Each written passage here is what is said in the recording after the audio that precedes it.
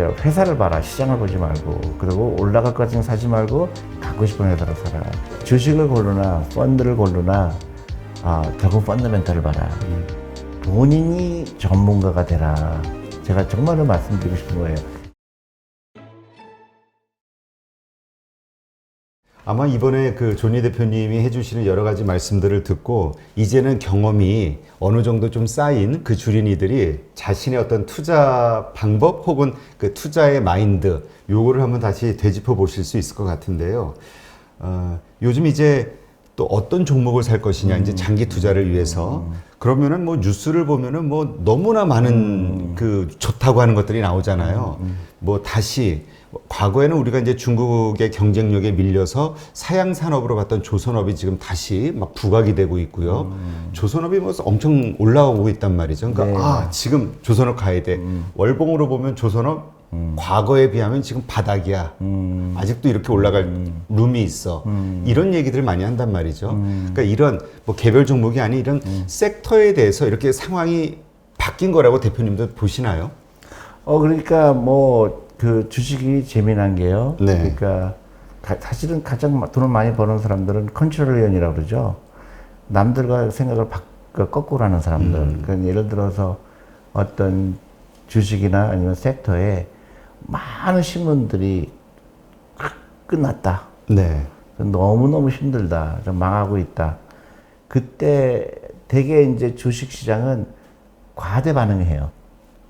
어떤 나쁜 뉴스에 아니면 좋은 뉴스에 예를 들어서 어떤 회사가 수주를 잃어버리니까 조선 얘기를 한다고 하면 그래서 저 회사는 막 엄청나게 해고되고 막 그럴 때 예를 들어서 시가총액이 만약에 1조인데 3천억까지 떨어지는 경우가 있는 거예요. 그렇죠. 네, 그러면 정말로 저 정도로 나쁜가?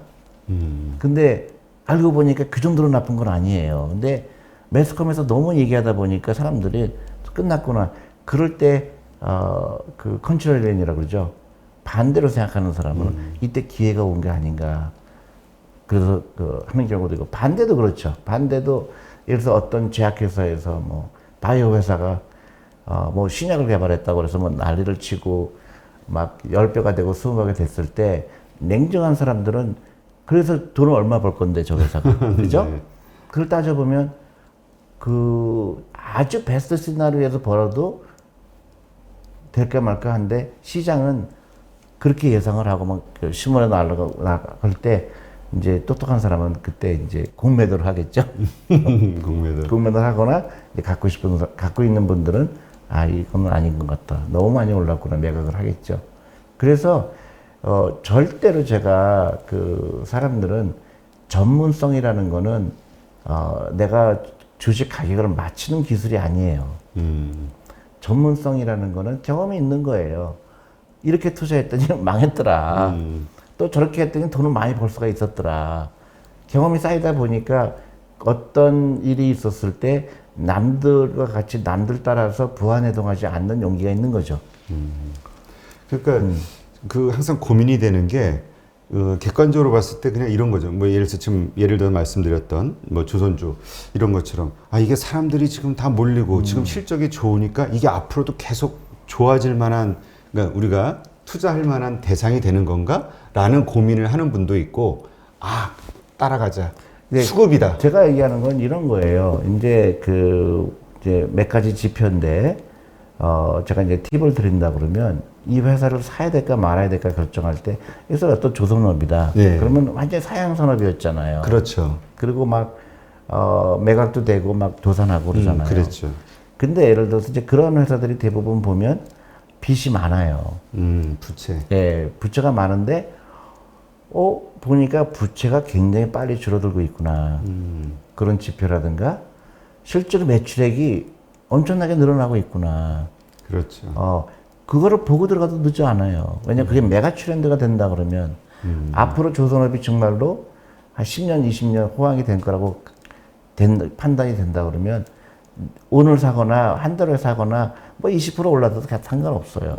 그거 뭐 그것보다는 그런 어떤 몇 가지 지표를 조금 봐라. 정말로 그 수주가 일어나고 있고 매출액이 늘어나고 있고 과거에 그런 호황 늘었던 것처럼 상황이 좋아지고 있는지 그런 것도 봐야 되고요. 그 다음에 이제 팬데믹이 이제 만약에 정말로 이제 어느 정도 해결이 된다 그러면 그동안 정말로 우리가 뭐라 그럴까요? 외면했던 컨택트 그렇죠. 관련주들. 거기에서 너무나 주식이 많이 빠진 것들에 대해서 이제 앞으로 회복이 굉장히 빠를 거라고 생각되는 것들은 눈여겨볼 필요가 있죠. 네.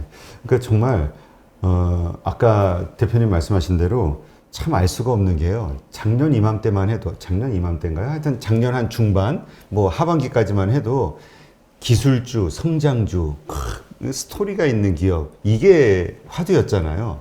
근데 어느 날 실적이 중심이 되더니 갑자기 작년에는 외면받던 기업들이 지금 막 부각되고 있잖아요. 그렇죠. 그러니까 작년에는 이주식에 투자해야 돼.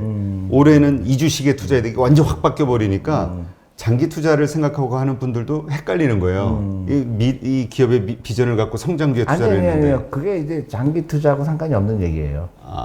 그거는 우리가 포트폴리오가 있잖아요. 네. 그러면 우리가 예를 들어서 우리 펀드 같은 경우는 이제 회전율이죠. 회전율이 네. 한 20-30% 되거든요. 그 얘기는 뭐냐면 그 포트폴리오에서 30% 정도는 1년에 바뀌는 거예요. 그러면 예를 들어서 우리 펀드 매니저가 조선업이 굉장히 이제 앞으로 정말 돈을 벌 것 같은데 주가가 너무 빠졌구나. 그러면 몇 개 이제 스위치가 가능한 거죠. 그렇다고 해서 우리가 주식을 사고 팔고 하는 건 아니지만 이제 트렌드가 이제 그 주식 가격에 봤을 때 펀더멘털에 봤을 때 주식 가격이 너무나 그 과대로 반영이 됐구나. 그럴 경우에는 그 스위치 가능한 거죠. 개인들도 마찬가지죠. 그거는 이제 단기 투자나 장기 투자가 상관이 없고요. 내가 이제 조선업은 굉장히 외면했는데, 이게 정말 앞으로 5년, 10년 동안 다시 그 호황이 될 가능성이 있다고 판단된다 그러면 그 중에서 몇 개, 골라서 투자하는 것도 나쁘지 않죠. 근데 결국 포트폴리오의 문제지, 단타는 얼른 또 팔았다가 현금으로 했다가 다시 그렇죠. 이제 그런 건 아니고요. 그러니까 더 돈을 많이 벌 수 있다고 생각되는데 돈이 자연스럽게 흘러가는 거죠. 그렇군요. 요즘 그 미국 주식에 대해서 좀 관심이 있어가지고 이렇게 좀 스터디를 하다 보니까요. 한국 사람들이 서학개미라고 그래서 많이 투자한 그 종목들 한 뭐 6가지, 대여섯 가지를 이제 저도 한 주씩 이렇게 사가지고 보초 세운다고 하잖아요. 이제 좀 미국 시장의 흐름을 알고 싶어서. 근데 그런 과정을 통해서 이렇게 보니까 한국에서 이제 공매도 때문에 돈을 못 번다, 공매도 때문에 이런 얘기가 많이 있는데, 근데 미국 주식은 뭐 하루 거래량의 50%가 뭐 공매도일 때도 있고 비율이 완전히 다르더라고요, 한국하고는. 이건 어떤 이유인가요? 그러니까요. 제가 여러 번 얘기했지만 공매도하고 주식 시장하고는 관계가 없는 거다. 그러니까 모든 사람들이 주식이 계속 좋을 거라고 생각하지는 않잖아요. 어떤 사람은 나쁘다고 생각하고 어떤 사람은 좋다고 생각하는데, 나쁘다고 생각하는 사람들은 손발을 묶어놓는 거잖아요.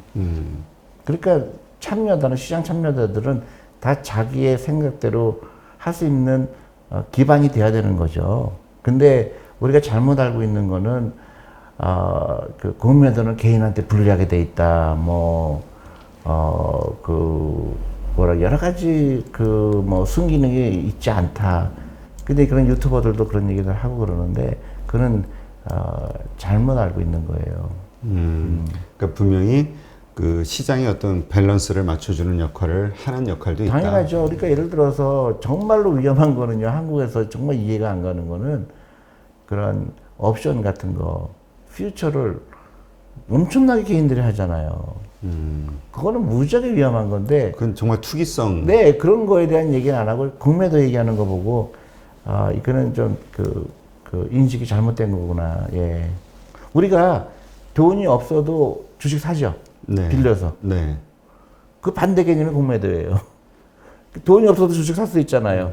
내가 주식이 없어도 팔 수 있는 거잖아요. 똑같은 얘기예요. 근데 마침 얘기가 나왔으니까 이런 거에 대해서 불만을 갖는 분들이 있더라고요. 그러니까 개인은 지금 한국 같은 경우 공매도를 칠 수 있지만 한 2달 정도 빌려서 할 수 있는 거잖아요. 근데 다른 뭐 외국인이나 기관은 계속해서 롤오버를 할 수 있으니까 그냥 큰 자금 가지고 내릴 때까지 계속 버티기, 이자만 내면서 버티면 언젠가 떨어지는 때 이렇게 하면서 수익을 올릴 수 있는 확률이 더 높지 않냐. 전혀 그거는 잘못된 거죠. 기관, 예를 들어서 내가 주식을 빌려야 되는데, 네. 여러분, 만약에 내가 빌려줘야 되는데, 기관한테 빌려주겠어요? 개인한테 빌려주겠어요? 아무래도 기관에게 빌려주겠죠. 그럼요. 그건 어쩔 수 없는 거예요. 그게 잘못됐다 그렇게 얘기하는 거는 그건 잘못된 거고요. 그 개인이 기관하고 똑같을 수는 없어요. 근데 그거를 기분 나쁘게 생각할 필요가 없어요. 왜냐하면 빌려서 판다는 거는 무제한 리스크를 지는 거예요. 예를 들어서 내가 빌려서 그 팔았을 경우에 올라갔을 때 개인은 굉장히 버티기 힘들어요. 아, 그렇죠. 반대 네. 포지션으로 올라갔을 그렇죠. 때. 그리고 이자를 내야 돼요. 그러니까 어차피 개인들이 하기에는 굉장히 힘든, 이거랑 마찬가지예요. 외국에서는 그런 옵션이나 퓨처 같은 경우는 대부분 기관이죠. 근데 한국은 대부분 개인이 엄청나게 많아요. 그리고 개인이 하는 게 꼭 유리하다? 절대 그렇게 생각하지 않거든요. 그거는 형평성의 문제가 아니고요. 그리고 미국 기관이 예를 들어서 헤지 펀드들이 되게 이제 공매를 많이 하잖아요. 헤지 펀드들은 롱숏을 같이 하는 거예요. 그러니까 한쪽은 주식을 소유하고 있고 한쪽은 그 그러니까 저기 공매도 포지션이잖아요. 그러니까 어느 정도 헤지가 가능한 건데 헤지가 하지 않고 예를 들어 한국에 이제 그런 옵션이나 퓨처 하시는 분들은 그러니까 옵션이나 퓨처 같은 경우는 대부분 헤지용이에요. 그렇죠. 근데 헤지를 안 하고 그냥 그 한쪽 방향으로만 베팅을 하는 거는 무지하게 위험한 거거든요.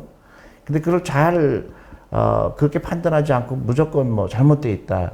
그런 뭐 없애야 된다. 네. 이제 그거는 잘못된 시각이죠. 네.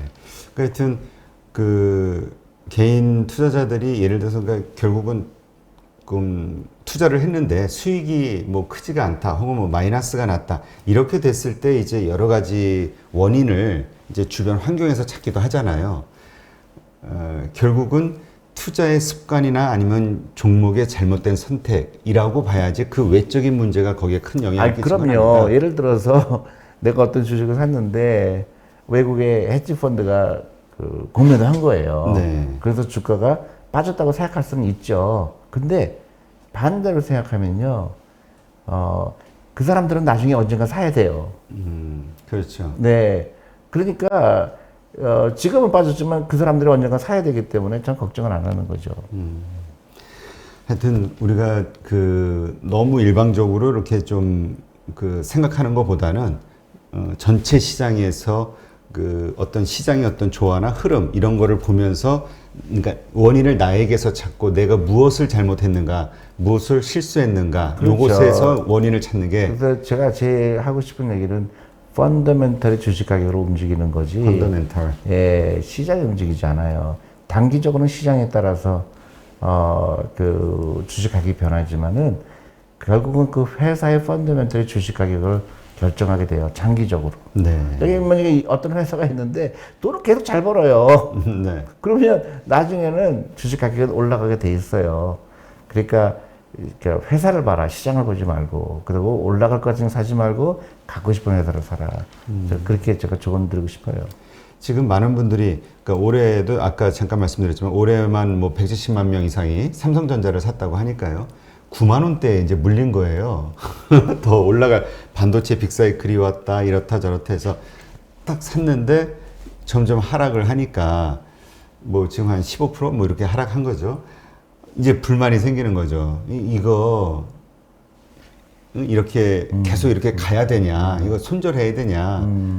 아니면 이거 한국에서 장기 투자 이거 맞는 거냐? 이거에 대해서 어떻게 좀 위로의 말씀을 해줄 수 있을까요? 아니 그러니까요. 저는 이제 특히 이제 그 어린 자녀들을 위해서 삼성전자를 한 주씩 사줬다고 그러신 분들이 많은데 그 자체는 그렇게 뭐 나쁜 건 아니지만 우리 아이들한테 낚시하는 방법을 가르쳐 줘야 되는데 왜 생선을 사줄까?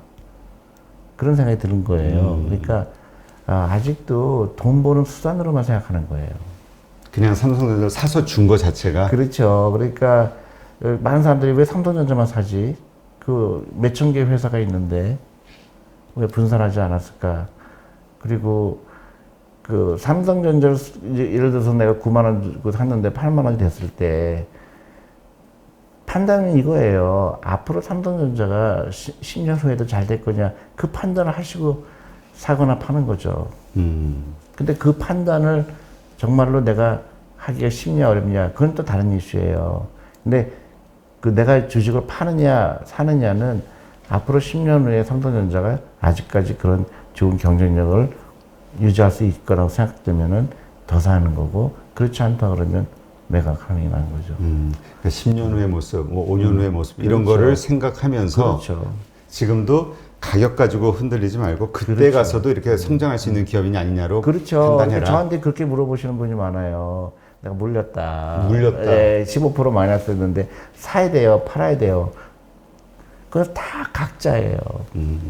믿음이 있다면 더 그렇죠. 사는 거고. 그거를 물어보는 것 자체는 저도 모르는 일이고 단기적으로 어떻게 될지. 그걸 또 많은 리딩방이나 이런 사람들이 그렇게 잘못된 환상을 심어주죠. 아는 것처럼. 그래서 내가 나를 따라서 하면 돈 법니다. 그래서 많은 잘못된 판단을 하게 되고 절대로 리딩방 같은 데서 그 어드바이스 받는 거 아니에요. 절대로 그분들이 여러분들보다 똑똑하지 않습니다. 그러면 우리가 이제 보통 뭐 뉴스가 됐든 혹은 주변에서 듣는 이야기가 됐든 어떤 섹터나 종목에 대한 어떤 정보들을 듣잖아요. 그거 가지고 아 이건 투자할 만해라고 판단할 수 있는 그 근거 아니 뭐 방법 이런 거는 어떻게 뭐가 있을까요? 그러니까 우리가 그렇게 어려운 게 아니에요. 사람들은 멀리 돌아갈 뿐이에요. 그냥 이런 거죠. 사람들은 나는 주식 한 번도 안 해봤어. 나는 아무것도 몰라. 그러니까 저 사람이 나보다 더 많이 알겠지. 절대로 그렇게 하면 안 돼요. 상대를 먼저. 예, 그러면 사람들한테 그럼 저 사람이 하라 그러면 홀깃한 거예요. 저 사람이 그래도 경력이 많은 사람인데 저 얘기할 때는 뭐가 있겠지. 주식 투자 오래 했던 사람들도 저한테 와서 그래요. 어떤 주식을 사서 마이너스 뭐 70%가 됐대요. 그래서 왜 그러냐 했더니 그 회사가 신약 개발한다는 얘기 듣고 내가 샀는데 그게 아니더라고. 그래서 내가 그렇게 교육을 많이 받고 그렇게 주식 투자 오래 했다는데 왜 거기에 넘어갔을까? 근데 그게 아직도 사람들은 그 남들보다 정보를 빨리 알아서 돈을 버는 걸 투자라고 생각하는 게 우리 마음속에 있어요. 예를 들어서 누가 정치를 한다니까 누가 대통령 출마한다니까 테마주 그건 한국밖에 일어나지가 않은 일이에요. 그러니까 테마주라는 거는 너무너무 잘못된 투자 방법이거든요. 그런데 들어갔다가 물리고. 네, 그러니까 근데 그게 저는 굉장히 교육도 많이 받고 경제 지식도 많이 안다고 생각하는 사람들이 그런 걸 하는 거 보고 이게 정말로 신기하구나 느낄 때가 많거든요. 그러니까 개인들도 제가 볼 때 이제 처음에 주식 투자하시는 분들 절대로 나는 부족하다 이렇게 생각하면 안 돼요. 내가 전문가가 됐고 실제 전문가예요. 내가 그 어떤 정보가 없어서 주식 투자 못하는 게 아니에요. 정보는 너무 많습니다. 근데 그걸 어떻게 해석하고 어떻게 실제로 내가 주식을 고르는 거에 어떻게 쓰이냐에 따라 그런 건데요. 회사는 어디 안 도망가요. 단기적인 회사에 대해서 전혀 여러분들 걱정할 필요 없어요. 그러니까 내가 오늘부터 주식 투자한다 그러면 어떤 방법이 좋을까? 자기만의 철학이 필요하고 몇 가지 필요해요. 그러니까 마켓 타이밍 하지 마라, 빚내서 하지 마라, 꾸준하게 해라, 여유 자금으로 해라, 그 다음에 과도한 소비를 투자로 바꿔라, 라이프 스타일을 바꿔라, 그 다음에 연금저축펀드부터 시작해라, 퇴직연금부터 시작해라. 제가 다 누누이 얘기하는 거예요. 그럼 다 성공합니다. 근데요, 이제 가끔 어떤 분들이, 저 양반은 맨날 똑같은 얘기만 해. 근데 저희도 더 이상 얘기를 해줄 게 없어요. 왜냐면, 원칙. 그거면 다 부자 돼요. 그게 우리 자본주의의 기본이거든요. 돈을 일하게 해라. 근데 이제 흔들리죠. 저 사람은 벌써 50% 벌었대는데. 근데 그 사람 또 언젠가는 50%또 손해 볼 겁니다. 네. 그러니까 걱정하지 마시고. 그렇죠. 그러니까 자꾸 우리는 자꾸 그 주변에서 돈을 벌었다 하는 사람들의 이야기를 들으니까 자꾸 나만 소외되는 것 같고 그렇죠. 나만 예. 뭔가 모자란 것 같고 맞아요. 나만 돈을 못 벌고 있는 것 같고 그게 더 조바심이 나가지고 예를 들어서 이제 굉장히 신기한 건데요. 한국에서는 여러분들 은행에 가면은 이제 펀드를 팔잖아요. 그렇죠. 근데 저는 깜짝 놀랐어요. 펀드를 고를 때 기준이 과거 6개월 동안 수익률을 보고 골라요. 그러니까 너무 신기한 거예요. 어떤 기준으로 골라야 되죠? 아니, 그러니까 제일 중요한 거는 그 펀드를 운영하는 회사가 어떤 회사인지, 그 펀드의 펀드 매니저 누군지, 또 회전율이 얼마나 되는지, 수수료가 얼마가 되는지, 그거가 가장 중요한 건데, 그거 다 빼고 6개월 동안 수익 난 걸, 제일 수익 좋은 거를 골라주세요 하는 거 보고, 그거는 마치 뭐라 그럴까요? 우리가 물건을 살 때 그 페인트 색깔 보고 사는 거랑 똑같죠. 그 안에 뭐가 들어있는지. 내용물이 아니라. 내용물이 아니고, 페인트 이쁘구나. 페인트가 그거랑 똑같죠. 전에 그 피터 린치인가요? 거기에서 그분이 이야기한 거 보니까 수익률이 가장 최근 몇 년간 수익률이 낮은 것을 사는 게 더 유리할 수 있다. 뭐 이런 얘기도 있던데요. 확률적으로 그렇죠. 예, 그래가지고 네. 네. 왜냐면 그동안 소외됐던 주식들이 올라가는 뭐 이런 것들. 제가 이제 우리 펀드 매니저 얘기를 들을 때 제가 이제 미국에 있을 때요. 네. 우리 회사에 스타 매니저가 있었어요. 네. 근데 그분은 이제 이머징 마켓 매니저였는데, 그러니까 미국에 있는 모든 이머징 마켓, 그러니까 신흥 국가에 투자하는 펀드 중에서 1등을 했어요. 이제 막 그 펀드 매니저가 막 좋아했는데요. 이제 우리 그 사람의 보스가 이제 걱정하는 거예요. 내가 봤을 때 넌 내년에는 꼴찌할 가능성이 있어 보이는데. 그랬는데요. 이번이 너무 기분 나빠했죠. 그 펀드 매니저가. 그랬는데, 정말로 그 다음에 꼴찌한 거예요. 근데 저희도 마찬가지예요. 저희도 이제 코리아 펀드를, 한 6년 됐는데, 처음에는 3년 동안은 2년 동안은 너무 좋았죠. 시장 대비 50%더 했는데, 걱정을 좀 했어요. 근데, 그때, 안타깝게도 그때 제일 많이 팔렸어요. 대부분 1년의 수익률을 보고 막 엄청나게 샀는데, 그 다음에 이제 수익률이 좀 안 좋아졌을 때 제가 굉장히 고생을 했어요. 그래서 제가 우리 고객들한테 팔지 마시고 계속 더 꾸준하게 사시면 좋겠는데, 그때 굉장히 조롱을 많이 받았어요. 가격이 높은 상태에서 샀는데 가격은 좀 하락하니까. 하락하니까 이제 저한테 막 여러 가지 그런 비난도 하고 또 매스컴도 그렇게 했는데 제가 굉장히 힘들었죠. 한 2, 3년 동안 굉장히. 그때 가장 많이 안타깝게도 고객분들이 그때만 들어오고 또 안 들어오시는 거예요. 그렇죠. 네. 그래서 계속 사시라. 지금이 너무 싸니까. 근데 이제 그 다음에 다시 올라갔잖아요. 그래서 한 6년 정도, 5, 6년의 그 수익률을 보니까 우리가 시장 대비, 그러니까 그 시장 대비도 훨씬 더 좋았고, 그 당시부터 했으면 한 50%, 60% 수익률이 매년? 아니요. 전체? 예. 그래서, 그러니까 아주 나빠져서 샀으면 한 100% 났고. 그래서 그게 아까 피터 린치가 얘기한 게 맞는 거죠. 수익률이 나빠졌을 때 샀으면 한 100% 났죠. 그러니까 저는 그거를 처음, 그러니까 생각하게 된 계기가 이 피터 린치 말 듣고, 펀드도 이렇게 그러니까 그런 투자자도 있구나. 아주 낮은 수익률에 그 펀드만을 집중적으로 사가지고 거기 투자하고 수익률이 오르면 이제 그것도 매각하고. 아니요, 그건 좀 방법 아니고, 그것도 마켓 타이밍이고, 근데 어쨌든 간에, 네.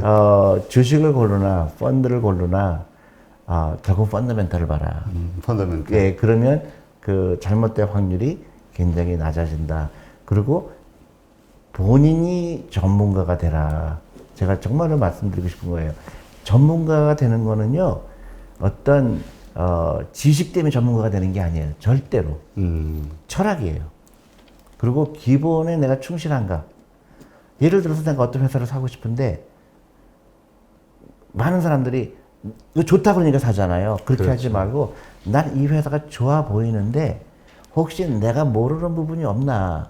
만약에 반도체를 이 회사가 굉장히 잘 만든다는데 내가 모르는 부분이 없나? 그럴 때 전문가한테 물어보는 거예요. 요새 반도체 사이클이 이렇다는데 왜 반도체가 쇼티지가 났는지, 그러면 반도체 회사 중에서 어떤 걸 사야 되는지, 메모리가 어떻게 되고 비메모리가 어떻게 되는 건지 다 인터넷에 나와 있어요. 그래서 그거를 연구하다 보면 너무 재밌는 거예요, 주식이. 그렇죠. 그렇죠. 그렇게 출발을 해야 되는데 사람들 가격을 보는 사람들은 그걸 다 중요하지 않는 거죠. 네. 하여튼 존니 대표님은 그런 사람들을 워낙 많으니까 얼마나 답답해 하시겠어요? 네.